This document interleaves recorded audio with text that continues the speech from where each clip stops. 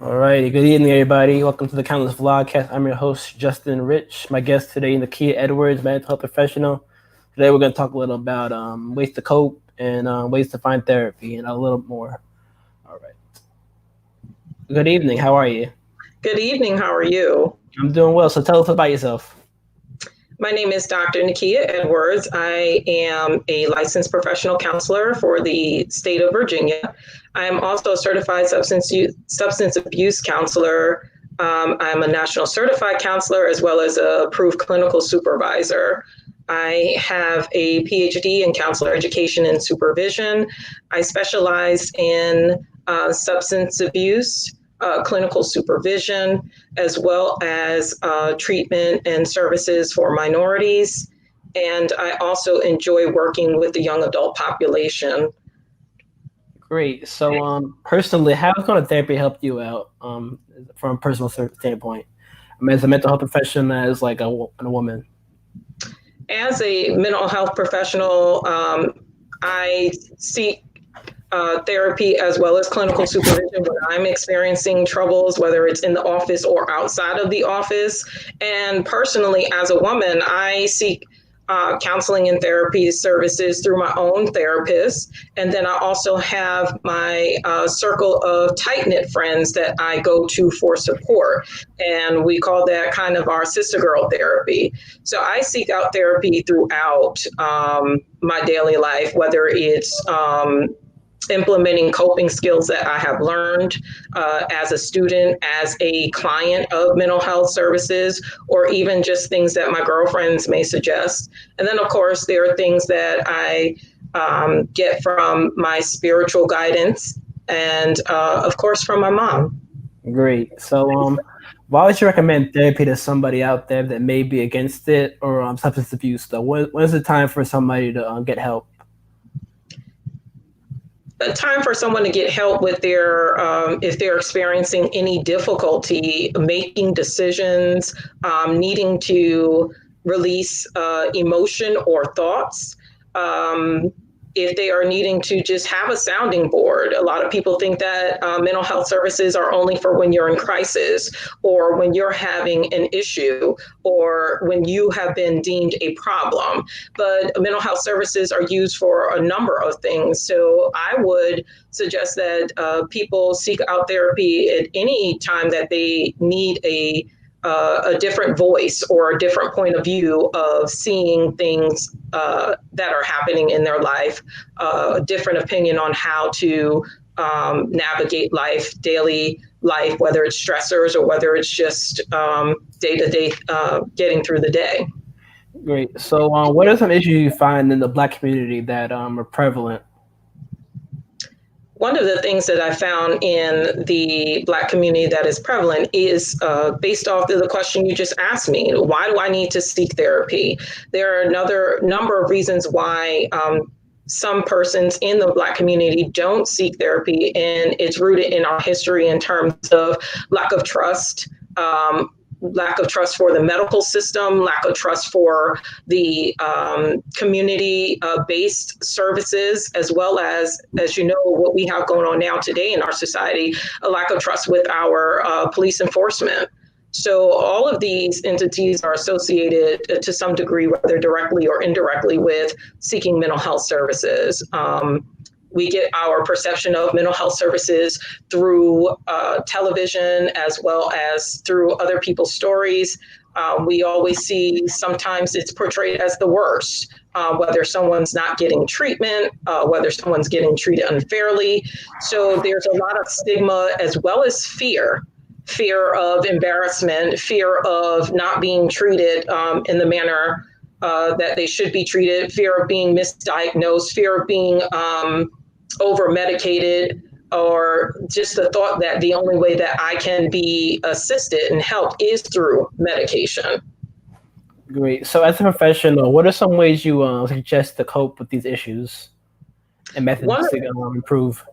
one of the ways that I suggest is to be educated. And I want to thank you very much for inviting me to be a part of this effort here, because myself and all of the other professionals that you have invited to do this are doing exactly what the first line of getting to the root of things is, and that is becoming educated. Speaking with those who are in the profession already, I know that a number of people have been asking to speak with as well as meet with people who look like them. So getting educated about what the mental health system is and is not, and then, continuing to educate yourself about the mental health system, because it is a system that can be complicated. So that would be my first coping. The next would be is to make sure that you have a support system. And sometimes that may be people who are not related to us, who don't share our same DNA. It may be a friend. It may be a teacher or someone else that may not be connected with us in our family lines. Right. So one of the issues we all face every day is race. So what are some ways you'll help patients and your clients with dealing with race issues? One of the things that I have worked on with some of my clients who have come to me recently is bringing the focus back to them and how they perceive themselves, and reinforcing who they are, helping them to identify who they are, helping them to start that journey, reinforce that journey, and helping them to identify what it is that they are feeling, as well as helping them to process what they're feeling through the dealing with racism and how it has and will impact them emotionally, mentally, as well as spiritually, and for some, even physically. Wait, so with so much going on with COVID and Black Lives Matter protests and policing and all that, what are some ways people can receive therapy in the virtual age? Well, one of the ways that they can receive it is by way of exactly what we're doing now. We have telehealth services, or telemental health, telepsychiatry, it may be called. And basically what it is having therapy services through technology-assisted services. So right now we are on a video conferencing type platform. So a lot of telehealth services are being done through video conferencing. Telephonic sessions are also considered telehealth. While I, at my practice, Abundant Solutions LLC, does not engage in text messaging and emailing, it is considered a form of telehealth services. So you do have a number of services that can assist persons who are in need of mental health services during this time of social distancing, and those who are just not ready to do in-person, face-to-face services. Yeah, another issue people may face is unemployment too. So what are some ways people can pay for it? Resources out there people can pay for their session? Of course, yes. There are some providers who do offer pro bono services, which means that the services are free. We are giving of our services to those who may not be able to afford it. At my private practice, Abundant Solutions LLC, I do provide pro bono services. It's based off of a person's income and case-by-case basis. We do have a sliding scale fee that we use. We do offer pro bono services, and it is usually based on income and family size. In addition, in addition to that, I myself have started the Virginia Black Therapy Fund, which actually the goal of that fund is to provide free mental health services to persons of color. Our goal is to provide free services to 100 persons from the people of color. The fund is supported by those in the community, people like myself, yourself, and anyone who wants the support. So we are asking that any licensed persons of color to sign up to be providers of this service so that we can provide free mental health services. So while there may not be many providers, whether community-based or private practice providers that provide free services, we can do things like create venues for those who can receive free services, such as the Virginia Black Therapy Fund. So if you're interested in providing support, getting services for yourself, or as a licensed professional getting involved, you can contact me and I will provide that information for you. Great. So you just talked about a great program too. Also, too, virtual therapy too. But what are some of the other ways therapy has changed over the years, mental health industry and overall? Some of the ways that I have seen it in my experience change is that it is becoming more of a popular, if you will. I don't want to say trend, but the people are talking about receiving mental health services as well as seeking mental health services more than they did when I first got involved in this field, going on over 20 years ago. When I first started, it was a big stigma, especially for the Black community, especially for communities of color, to seek out mental health services. As well as to be known to have received mental health services. Now it is more common to hear that, yes, I'm seeing my pastor, or I'm seeing my guidance counselor, or I saw my therapist the other day, or I need to schedule to see my therapist.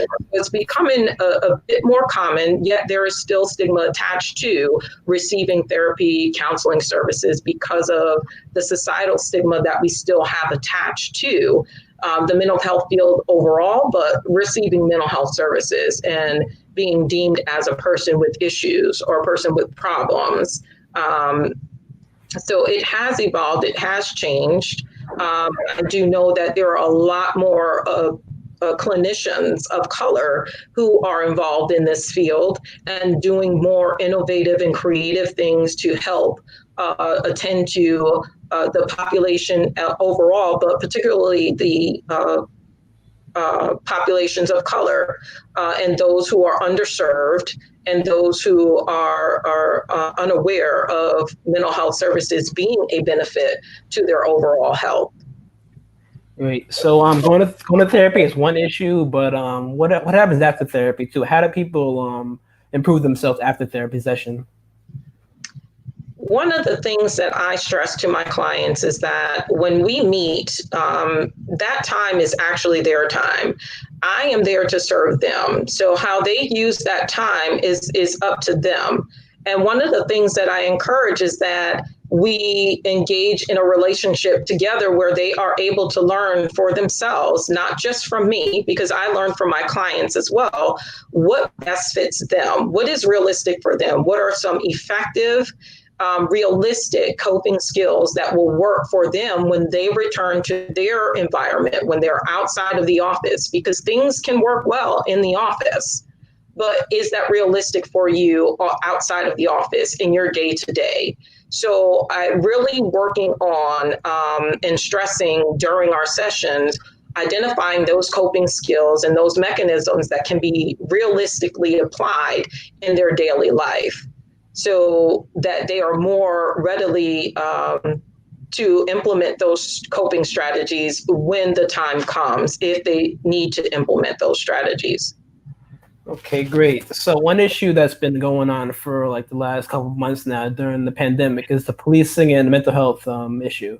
So can you talk a little about ways we can work around the police or mental health issues?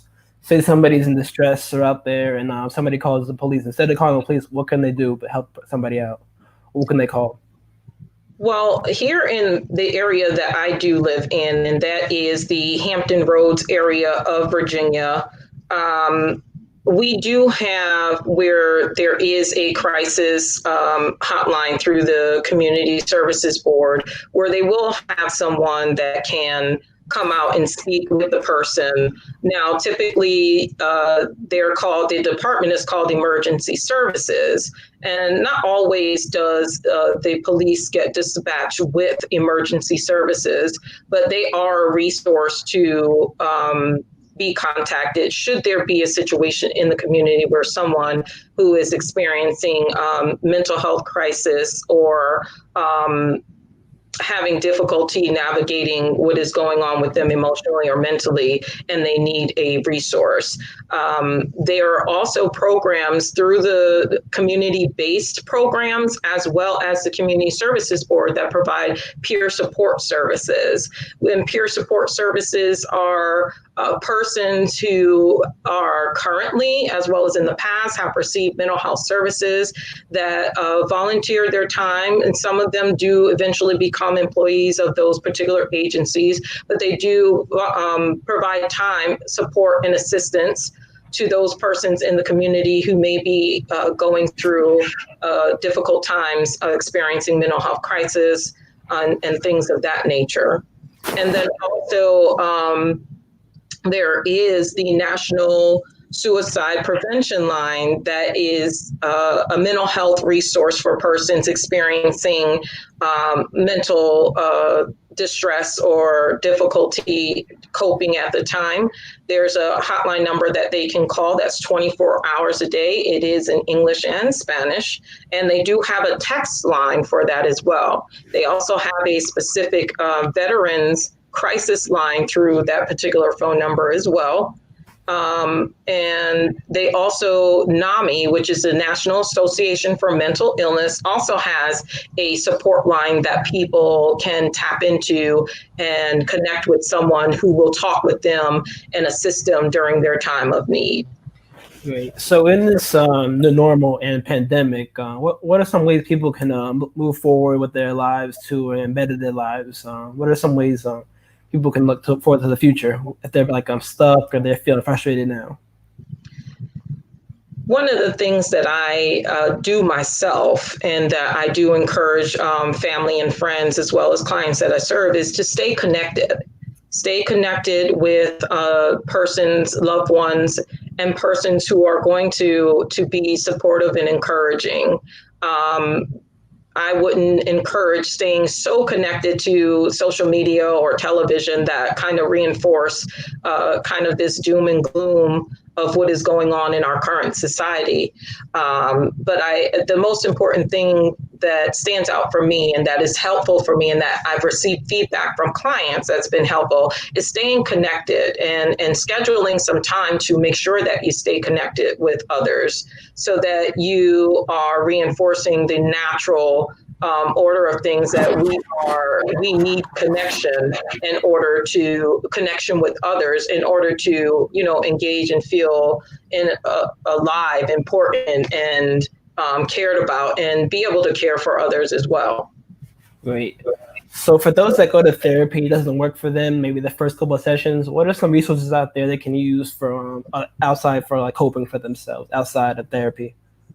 Well, for those persons who struggle with therapy, especially those who are going to therapy for the first time, I always encourage people, we are providers that work for you. Again, as I said before, when my clients are in my office, I am there to serve them. So if you are with a provider that you just don't feel connected with in the first couple of sessions, you reserve the right to terminate that service with them and find a provider that you can connect with. It is perfectly okay to do that. We do that with anything else. We make sure we pick the right apples. We make sure we pick the right vegetables. We make sure we pick the right TV, the right car. Why would we not make sure that we select the most appropriate person for us to attend to our most intimate parts of ourselves, that being our mind, our spirit, and our feelings. So I encourage those who are struggling initially to make sure that you give yourself permission to seek out someone else that may be that you may be able to connect with more. If that does not work, then I would definitely look into some mentoring programs. They do exist for young people as well as adults.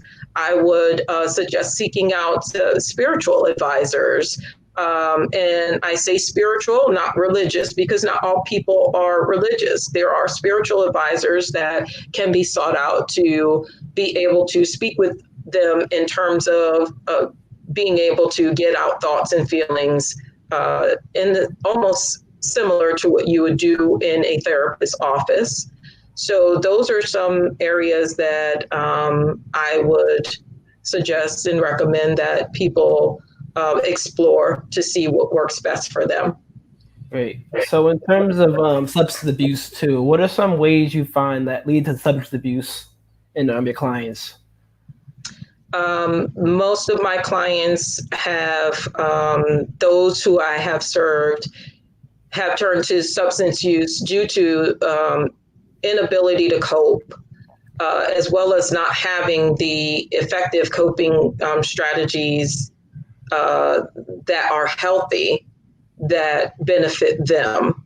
So, in terms of those who do use substances, it's a matter of their way of coping. And for them, they have found it to be helpful at the time, but then not able to recognize the not so good consequence that come from continued and ongoing use of substances. And that does include alcohol.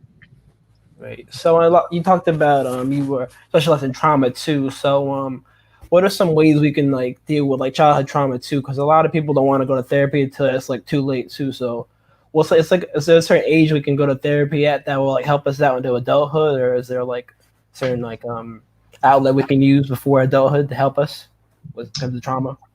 Yes, therapy can be started as soon as the person is deemed appropriate to engage in therapy. We have persons who specialize in working with children. We have persons who specialize in working with young toddlers as well. So it is a decision that the family has to make. The difference with working with young people versus the adults is that the caretaker has to be on board and willing to get that young person some assistance. Young people, I know here in Virginia at the age of, I believe it's 12, it's either 12 or 13, and don't quote me on that, I'll have to look that up later, that they're able to seek services on their own. Through mental health services on their own. It's different in every state what the age is. But in terms of those who are much younger, we definitely would have to have the caretaker, the guardian, or parent to seek out those services for that child. There are services within the school.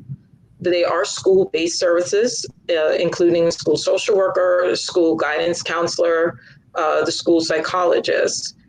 Their area of focus is more academically and more in social skills areas rather than the clinical mental health areas. However, they are a starting point with helping a young person to get the services that they need. However, again, it would still require an adult guardian's permission for that young person to engage in such services. Okay, great. Since you work with a lot of youth, though, a lot of them use social media too. So you talk about the effects of mental health and social media too, both positive and negative. Can you repeat that, please? I'm Oh sorry. yeah, like the effects of mental health on the youth in a Yeah. negative way and a positive way. Yes, one of the things that I have found in with having a 16-year-old and a 21-year-old, I've had a lot of youth come to my home, and just to hang out with my children, but also because they know what I do for work. And when they're here, I usually check in with them. And one of the things with mental health, with a lot of young people that I have had the experience with, is that sometimes it's just the opportunity for them to engage in at least talking about how they feel and what they're thinking. It's not presented. So a lot of times the younger people are not going to come to an adult or an older person and talk about, I'm not feeling so well. I'm feeling down. I'm feeling depressed. I do have suicidal thoughts. I am thinking about, using drugs to cope because I can't deal with school or deal with other areas. So sometimes it takes the initiative of the caretaker, the person responsible for that young person, to routinely check in with that young person and ask them specific questions. How are they feeling? How is school going? Stay connected with them, have some type of involvement in what is going on in their lives, and making that more of a routine thing that happens rather than a reactionary thing that happens because something has occurred in that young person's life or in our society. So if we as caretakers and adults attend to our youth regularly, then attending to their mental health issues and being able to possibly pick up on things that may not be what the norm is for that particular young person may be a bit easier for the interaction to talk about mental health with that young person. Now, some of the not so good things with social media and mental health with their young people is that there are a lot of things, just like things outside of mental health, that influence our young people, the different challenges that are going on, the different packs that the young people are gravitating towards, the different even the bullying, as well as the body shaming and different things. Social media is being used to perpetrate things that increase stressors, that increase anger, that increase isolation, that increase exclusion for our young people. And social media is quick. It's one of the quickest ways to have information spread, whether we're talking about mental health or anything. So our young people are very tech savvy and social media savvy, and it's the way that they communicate with each other for fun things as well as the not so good things. So social media can be helpful as well because there are a lot of resources that are out there. There are a lot of support groups that occur through social media. There are a lot of meetup groups that assist our youth with talking about their mental health and getting their feelings out and having the support that they need to cope and recover. So it goes both ways. Again, it's about what that young person is in need of, is seeking, and is able to find. But again, if we have the caretakers and the guardians, the persons responsible for the young person, to really hone in on what is going on with their young person, checking in with them regularly, then we can be in a more proactive stance than a reactive stance with our youth.